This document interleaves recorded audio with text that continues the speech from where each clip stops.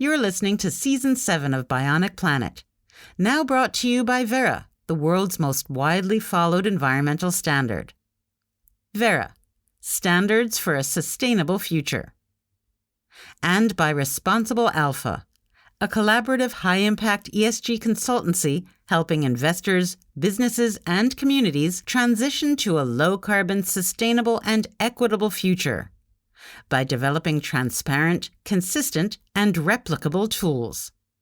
Responsible Alpha, being the best at what really matters. Some say, well, we need to avoid double counting and double claiming and avoiding greenwashing, But you always realize that some of those people don't like carbon trading at all. They find always kind of ways to make it super complicated, almost impossible, or super additional, And I believe that if we really go that way, it will be impossible. And you see at the moment that the EU is asking these high standards of host countries, but they are not there yet. JosCozPostCOP2022 has been working the climate puzzle for decades, and he knows a thing or two about people who negotiate in bad faith. A lawyer by training, he helped negotiate the Kyoto Protocol in the 1990s and then spent 20 years helping NGOs like the Environmental Defense Fund craft legal policies with teeth. As a print reporter, I found him invaluable. He helped me understand the private politics behind public policy, and he's a fun guy to hang with. I first had him on the show back in its third year, 2018, when he was leading efforts to create a Green New Deal for the Netherlands, a full year before the term caught on in the United States. And I caught up to him last week to get his take on COP27, the November climate talks that took place in Sharm el-Sheikh, Egypt. This was never meant to be a breakthrough year, but rather an implementation year where negotiators work through the little details of big ideas to move things forward for next year's big stock-taking. But there were some big stories in the critical and, until now, overlooked field of finance, which is a central focus of Bionic Planet. Barbadian Prime Minister Mia Mottley, for example, spent all of 2022 workshopping the Bridgetown Initiative, which aims to dramatically ramp up the climate finance activities of the World Bank and the International Monetary Fund, while negotiators agreed to create a still unfunded loss and damage fund. And African leaders unveiled the ACMI, the African Carbon Markets Initiative, to leverage finance flows into their own priorities. Man may be unwittingly changing the world's climate through the waste products of his civilization. There's a group of us now who are proposing that the Earth has actually entered a new epoch, and that is the Anthropocene. We know that the enemy is carbon, and we know its ugly face. We should put a big fat price on it, and of course, add to that, drop the subsidies. Earth, we broke it, we own it. And nothing is as it was. Not the trees, not the seas, not the forests, farms, or fields. And not the global economy that depends on all of these. But we can restore it, make it better, greener, more resilient, more sustainable. But how? Technology? Geoengineering? Are we doomed to live on a bionic planet, or is nature herself the answer? That's the question we explore in every episode of Bionic Planet, a podcast of the Anthropocene, the new epoch defined by man's impact on Earth. And today we explore that with JosCozPostCOP2022 of Climate Neutral Group. We touched on a lot of issues in a relatively short period of time, but I started by asking him about the Loss and Damage Fund and whether it was something new or just a new name for more blah, blah, blah. I don't know, it's a lot of blah, blah, blah. But now the key question is, who's responsible and for what? How can you exactly define what is due to climate change and what is regulating? When you and me were young, there were already a lot of problems in Bangladesh and flooding, so it's not so easy. But I think, Steve, this is the moment to put this fund up there. It's not the year to increase targets, to increase mitigation ambition. So in this vacuum, maybe the fund was a good place to have there. Yeah, that's important to emphasize that this is not a big stock take year. I mean, people were disappointed, but next year is the big global stock take. Yep, next year, very important. The other disappointment is the issue about fossil phase out. Yeah, it was a year of low expectations, and they delivered. Yeah, the same disappointment. You remember last year, many people were also disappointed that coal phase out was becoming coal phase down. But frankly, do you really think you can ask at the COP to China and India to stop coal? It doesn't make sense. And the agenda of the climate COPs is already so loaded. It has to be democracy based. You may have to have some funding from your government, from your parliament. So how can you think that on a summit, you can suddenly decide something about fossil fuels? That was last year. This year it was even wider, coal plus the other fossil fuels, gas and oil. But interesting was that it seems that the EU is disappointed.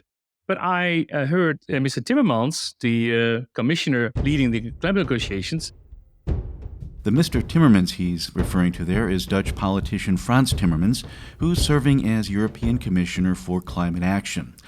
And while I've got you here, let me take a moment to thank my sponsors, standard-setting body Verra and ESG consultancy Responsible Alpha. They help make the show possible, but I can use your help too.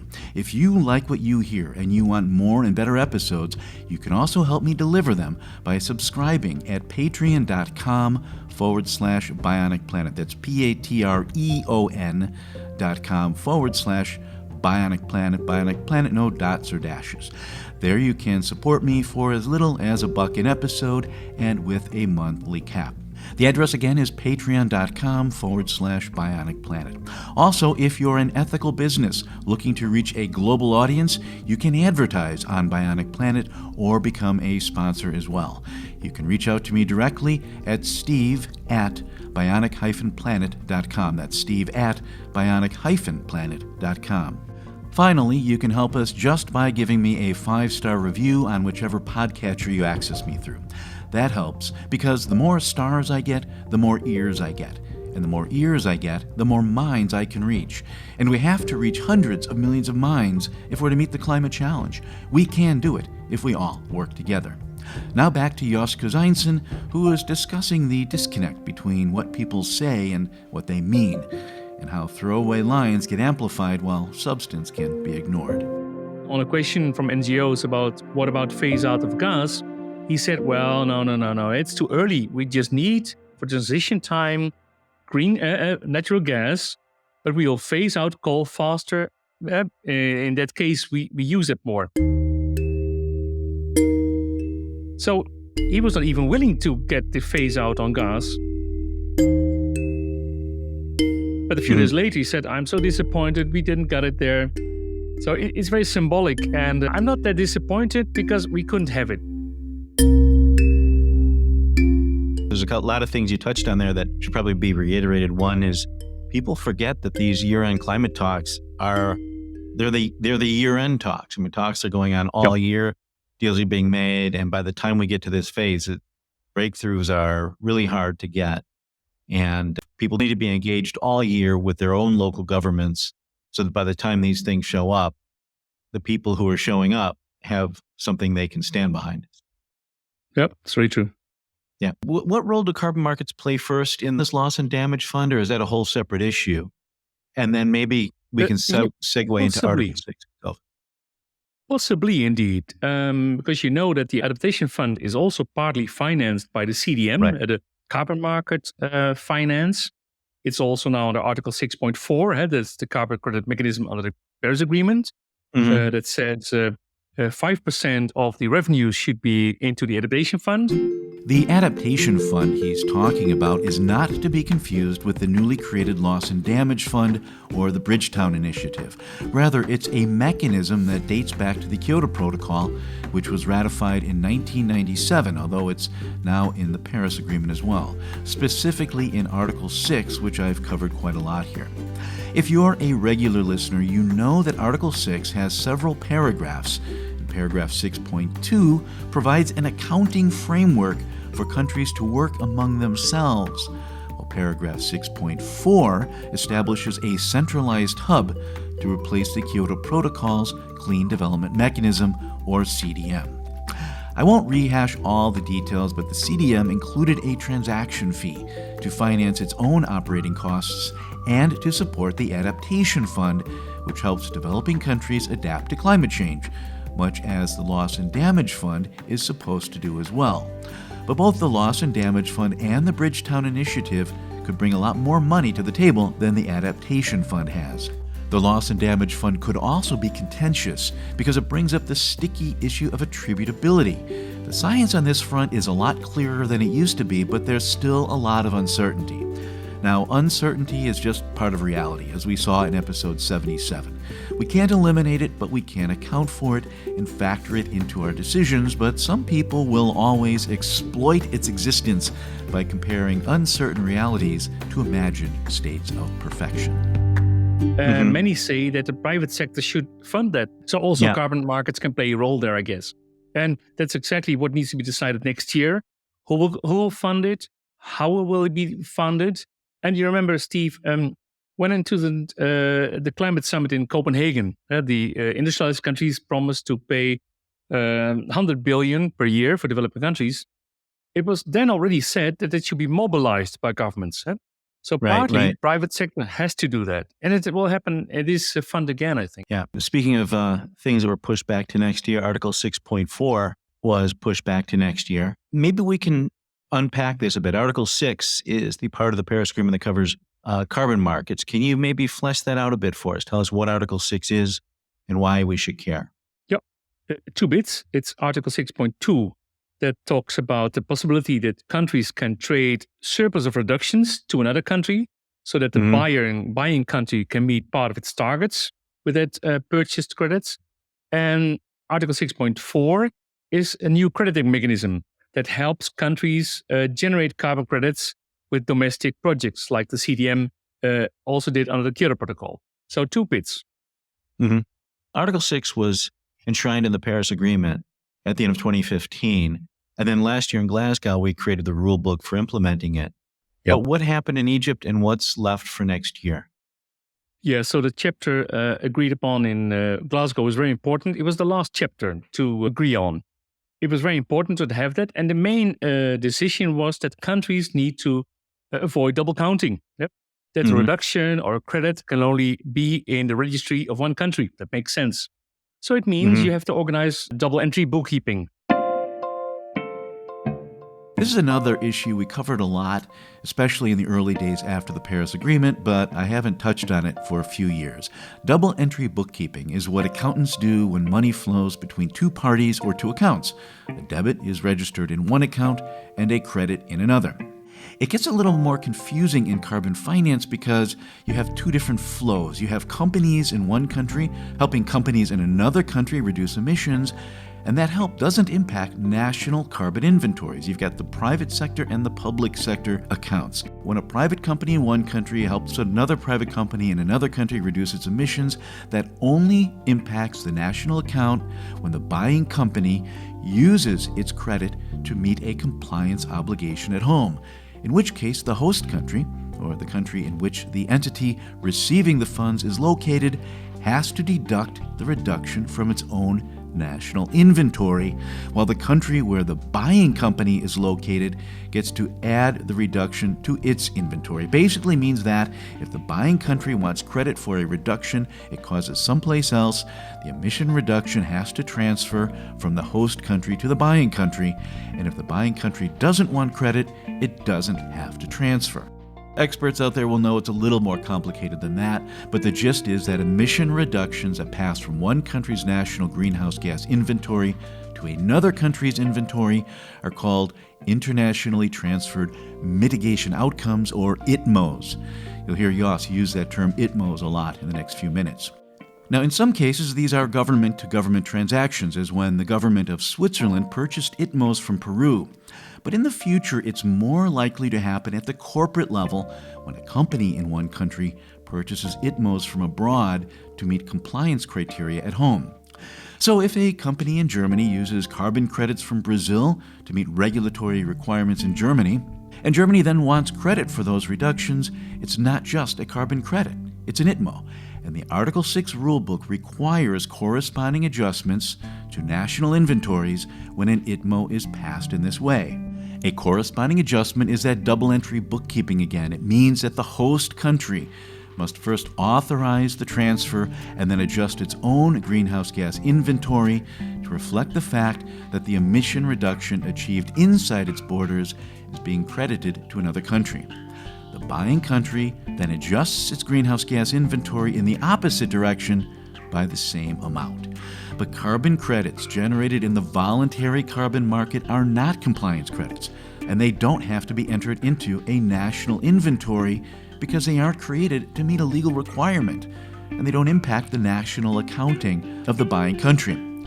A host country can, if they choose, apply a corresponding adjustment to voluntary credits that leave its border, but this is not required under the Paris Agreement unless the buying company wants to claim credit for compliance purposes at home. Again, don't worry if this doesn't all make sense. I should revisit it again and do a whole show on where we stand now. If you buy, it should be taken off your registry and into another country's registry. It's a no-brainer. And in this COP, the countries need to decide on rules. How do you track and trace emission reductions? How do you transfer them? What kind of registry? Who's going to pay for that? And then the authorization. The Article 6.2 says also that governments need to authorize companies to trade part of the reductions generated in countries. And the question is, how do you do the authorization? Can you cancel it? What are the reasons for that? What's happening with credits to be traded without authorization? So all of that kind of operational issues were to be discussed this year. It's not final yet, but they got a good push to that. Thanks. Yeah. What was the glitch? What was the holdup there? The holdup this year, interesting. It was about the authorization. We heard that some countries said, well, if you authorize a credit to be transferred to another country, some governments said, well, let's also put in the possibility to withdraw that authorization, to cancel, to revoke that authorization. And of course, the traders were thinking, yeah, why do that? If I buy something, I can use it. The reason why some of the countries were asking for that is that most countries don't know yet if they will not oversell. No country knows already if they have enough credits to meet its own targets so that he has some surplus reductions to sell. And yeah, how can you prove that? You need to establish several things. You need to establish your own path. You need to show the world how far you are apart from your target and build a certainty and trust that what you are willing to sell, that it's really a surplus. And as long as countries don't know that, they think, well, we need some kind of conditional approval. But of course, that's not the way to go because then nobody will purchase that if there's a condition. So it's just too early for countries to have big deals now. You can have some conditional deals, but you never know if you really will get that. So it's a problem. And I predict we need several years for countries to be able to prove how far they are, how good they already perform. And then you know who are the countries you can buy credits from. Yeah. Do we have those years, though? Well, we don't have so many years. And that will show that countries that have, for example, cap and trade systems or have budget systems, that is clearly an operation domestic, which shows the world if you have surplus. If you can't show that, then there's a risk if you buy a credit of a country, because maybe you buy a credit of a country that doesn't meet its target. Then you cannot use it to meet your target. So countries that are maybe willing to sell, they need to enable that, and that's a little bit my proposal, to make some kind of set aside. Show to the world that your country may a maximum 1 billion ton of credits for the next 5 years, and let that prediction be reasonable and validated. So there are pragmatic ways to ensure trading already now, but it can't be a blank check. It has to be founded more or less. This set-aside provision, this is something you've proposed or the others have proposed and you've endorsed. Okay, can you flesh that out a bit? You remember maybe in the Waxman-Markey bill, there was also the kind of set-aside. That means you have to get a picture of potential climate policies a country will apply on renewables, on forest protection, et cetera, and you get a picture, okay, this country is really going to perform pretty well. It might reduce its emissions with 4%, and then it takes a while to get there, but you can already set aside maybe 1% every year that will be available to sell. And setting aside means that in your register, you already list some conditional, you might say, ITMOs, International Transfer Mitigation Outcomes. That's the unit for transfer under the Paris Agreement. So you set it aside, and you can even let it have validated that everybody's seeing, okay, this makes sense. This is a good setting aside future credits to be able to trade. And it should be reasonable. You remember that Japan has always proposed that corresponding adjustment, that means double entry bookkeeping. If you sell a credit, you need to subtract it from your national report. The Japan has always said you can only do that ex post, because only in 2025 or 2030, 2035, you know if you will meet the target ex post. Yeah, that is true, of course, overall. But you need to enable in a pragmatic way that you can only trade within those years before, because you need to attract climate finance, you need to guide the finance earlier in your country. So ex post doesn't work. So you need to find a way, or give your country a budget. That's what the EU is more or less doing. There's an ETS budget. More countries have ETS budgets.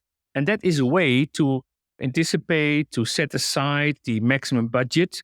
That also shows you have a surplus budget if you do a better job. So there are ways to prevent this overselling in a reasonable way, I think. Okay. Now, where do we stand on the issue of voluntary carbon credits and corresponding adjustments? There's confusion. It's the easiest approach. If you have a voluntary target, you say, I want to compensate my emissions. I'm reducing, but I have some leftovers. I want to compensate those. It's not an obligation. So in my country, for example, in the Netherlands, it's a Dutch company. It's maybe a postal company. It says, I want to go to zero already. It's not an obligation in my country, but I will compensate it anyway. That means I will look for example, cookstove projects in Ghana, Ethiopia, and I would like to finance them in a voluntary carbon market way. So we are looking for carbon credit programs like Verra or Gold Standard. And I purchase those credits, but the reductions can remain in Ghana and Ethiopia because my country, Netherlands, is not acknowledging those credits. And in the Netherlands, I still have these emissions I need to reduce. So it's okay to leave those reductions in the country. And it's a beauty of the voluntary carbon market. It is already happening now. I can cross over the finance, and the host countries helped. It gets finance for a greening and reduction of emissions. So you don't need corresponding adjustment at that time because I don't want them. I don't want those credits in my home. The Netherlands doesn't want them. So it's fine to leave them there. And the beauty of the voluntary carbon market is, and as I showed you, we're not there yet to have this Article 6.2 transfers. Countries don't know enough yet. Please keep on using the voluntary carbon market. You can use it. It's real. It's investments in local projects and no corresponding adjustment yet. Yeah. And so the main thing is make sure we don't do corresponding adjustments now. Yeah, because exactly. then and that's, I think that's the focus, Steve, of why I am following these negotiations. Be sure that it is not being blocked, Yeah. Because it looks at some say, well, we need to avoid double counting and double claiming and avoiding greenwashing, But you always realize that some of those people don't like carbon trading at all. Right. They find always kind of ways to make it super complicated, almost impossible, or super additional, And I believe that if we really go that way, then it will be impossible. You see at the moment that the EU is asking these high standards of host countries, but they are not there yet. They cannot subtract a single project from a national report, for example. So they can't meet those corresponding adjustment requirements. And that means that the country is not able to sell. And that is true, not all for the mandatory market, but why forbid them to sell to the voluntary carbon market? Because they need to finance, and it's fine to keep those credits there. Yeah, it's interesting to hear you say that because I've felt that for years. A lot of these groups that talk about integrity, I mean, there are legitimate issues, of course. Sure. But a lot of people talk about integrity and they really just don't want to make something impossible to do. Yeah, I sometimes say, well, this word additionality, right? You really need to have an additional investment in a project, and you really need credits. Otherwise, you can't get credits. That means you need to have a very stupid project, It doesn't make any good business sense, not at all, but only because those credits occur, then it can be realized, the project. I'm more the guy that says credit against baseline, that's enough, And if we keep on stapling a lot of conditions, then we will not get there. An example is, for example, that some countries, maybe for good reasons, for example, Switzerland, together with Gold Standard, they say an ITMO should be additional. And they want to prove that by financing a certain project that is in itself already additional. But we must realize that on the voluntary carbon market, and the CDM did the same, a project needs to prove additionality compared to the baseline of the project, and that's fine. It shouldn't be too easy.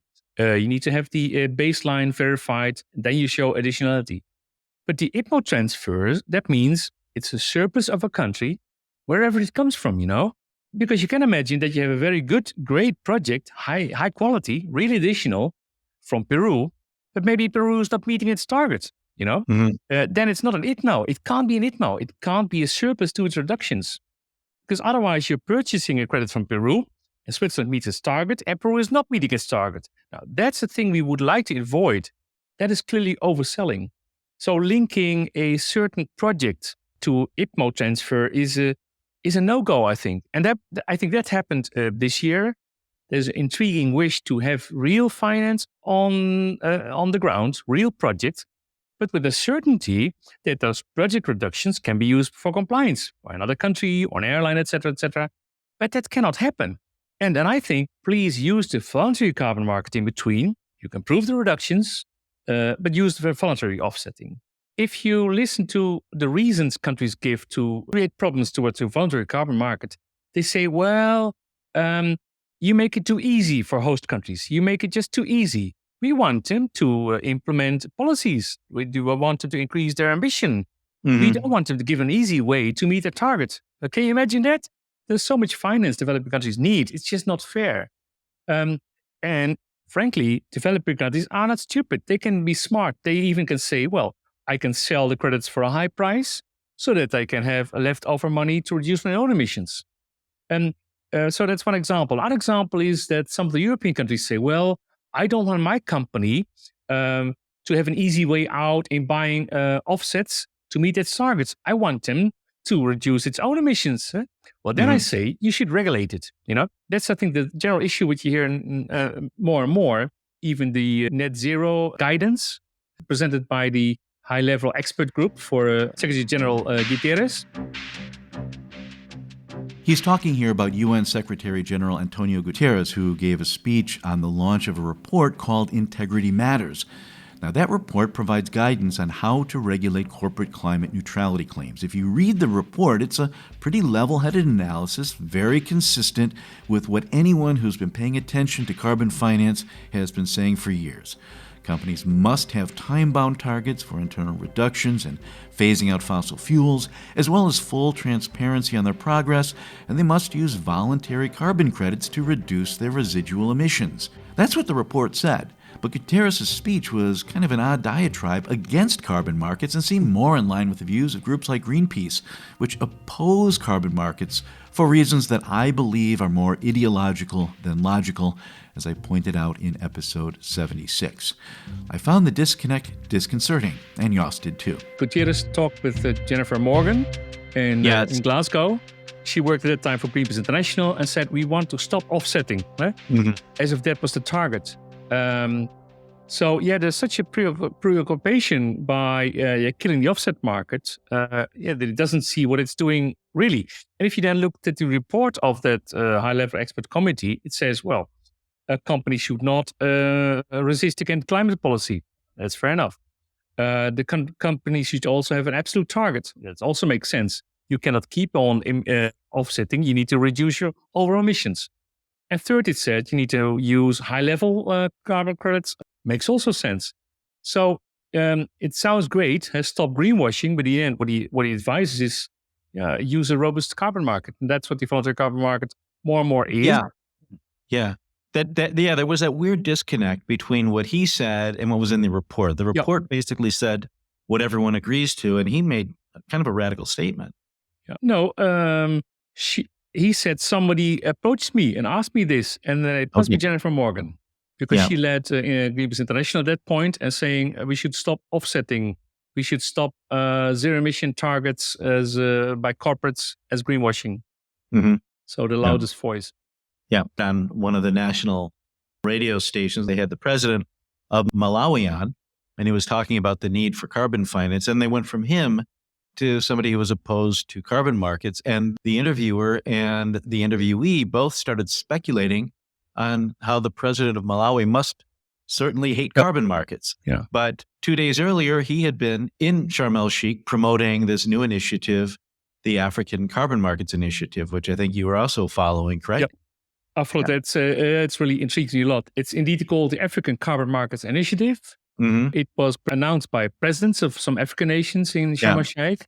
The great thing is these countries want to make their own strategy how to use the carbon markets, Mm-hmm. how to use the voluntary carbon market and how to use the mandatory markets. They really think it can bring 300 megatons of CO2 reductions, they say. It can create 30 million jobs. It can create 120 billion revenues in 2030 with a price around €20 a dollar and 2050 maybe $80. So it's very pragmatic, very operational. They want to organize themselves, use the carbon market.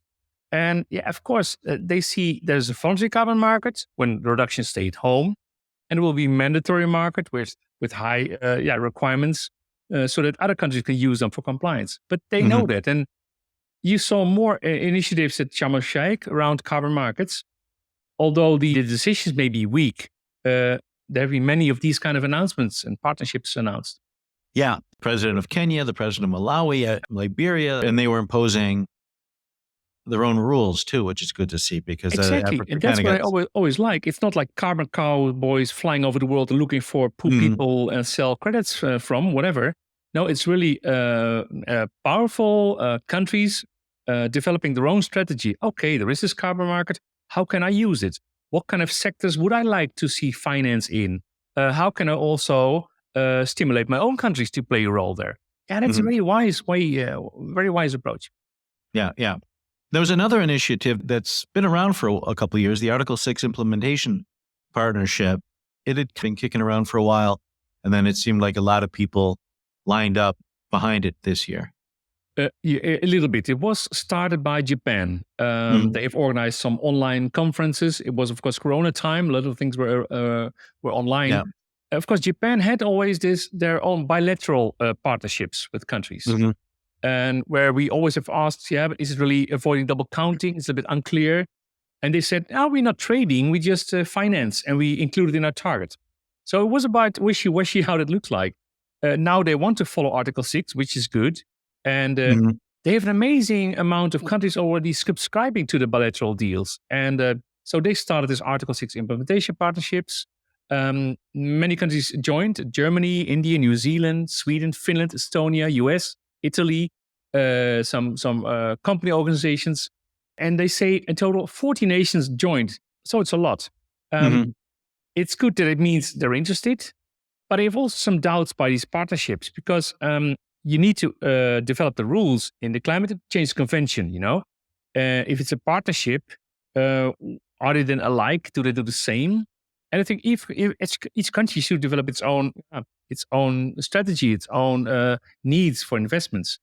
But anyway, you see several countries preparing deals, Switzerland, South Korea, Japan and Canada, Sweden, Norway, Singapore. So a lot of countries are preparing CO2 deals, and that's good. And if they partner, it's not that important, but it shows that they take it seriously. But those countries have all been taking it seriously for a while too. Yeah, so you ask yourself, what's the difference? The interesting is that we've always said that Article 6.2 doesn't need so much guidance, You only need to show that you avoid double counting. So you just need to show double entry bookkeeping. I have a surplus of emissions reductions in my country. I can prove it's surplus, so you can sell it. You don't need much more, So you could already do it without any guidance. But countries like the EU and New Zealand are pushing. They want some more guidance. It should be sustainable. It should be additional. But then you pile up a lot of rules on top of this. While countries like Japan and the US and Canada, more or less as well, think we don't need so much rules. You can already start. So therefore, I sometimes doubt the partnerships. Maybe you don't need it that much. And you bundle it with too much complexities. Yeah, that's been it's the recurring theme in this conversation, and it's been the recurring theme in these talks since I've been covering them, and you've been in it a lot longer than I have. I think this is going to be the unending debate. We'll never resolve it, but I think we'll find areas of agreement and be able to move forward. It's true, because Article 6.4 crediting mechanism, then we in the North, we say we need a lot of rules, what's additional and securities, no conflict of interest. And then the South says, no, it's a project in my country. It's up to me what additional is. So you're right. It's a balanced confusion, balanced mixes. Okay, I think that gets me through. What I wanted to talk about today. Is there anything else? Since we're trying just to keep this. We'll have plenty of conversations in the future, you and I. But and I think I want to do a whole show on the ACMI, the African Carbon Markets Initiative. But is there anything else you wanted to say right now while we're sitting here looking back on what happened in Sharm el-Sheikh? Yeah, maybe two things. One thing is that in the cover decision, mentioning is there of forestry and asking countries and companies to really invest in nature-based solutions, which is very important as a way to help mitigate emissions, but also to protect nature and to increase resilience. So as a big part of where investments are asked for. And of course, at the moment, the COP is starting in Montreal about nature, the Biodiversity Convention. So that's important. And the second is the people are asking for comments and recommendations around carbon removals. That's also the new kid in town. You need to reduce your own emissions. So maybe in the future, we all have zero emissions, but we need to catch CO2 from the atmosphere, carbon removals. Right. And that might be one example of a project type under 6.4. You also see that the European Commission announced a carbon removal certificate system and how to do the methodology and the programs. So it gets a lot more and more attention. And indeed, in Sharm el-Sheikh, there was some reluctance to accept avoidance of emission. It's very politically, because avoiding means you can reduce, so you do it. I always say that a ton is a ton. And as long as there's still emissions out there that can be avoided or removed or prevented, a ton is a ton. But in the end, indeed, in 2050, we will only have removals. So it's better to start now. And you see the demand is high. You have, of course, the nature-based removals in forestry and mangrove restoration. And you have the technical removals, like direct air capture, which is very expensive. Demand is high, supply is low. We need them in the future. So it's good that even at Sharm el-Sheikh, there's some push to get this realized.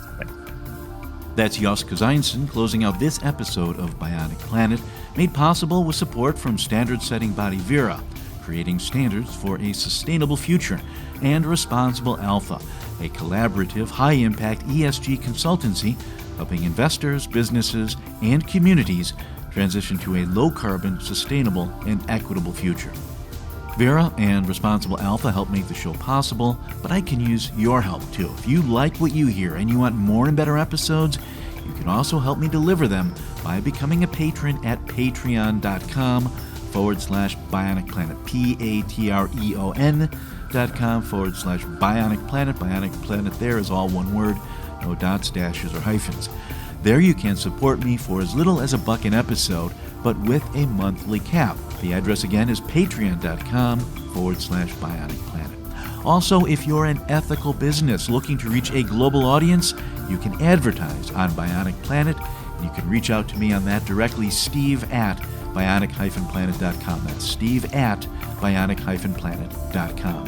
Finally, you can help us just by giving us a 5-star review on whichever podcatcher you access us through. That helps because the more stars I get, the more ears we get. The more ears we get, the more minds we can reach. And we must reach hundreds of millions of minds if we're to meet the climate challenge. We can do it if we all work together. That wraps up today's show. Until next time, I'm Steve Zwick in Rotterdam in the Netherlands. Thanks for listening.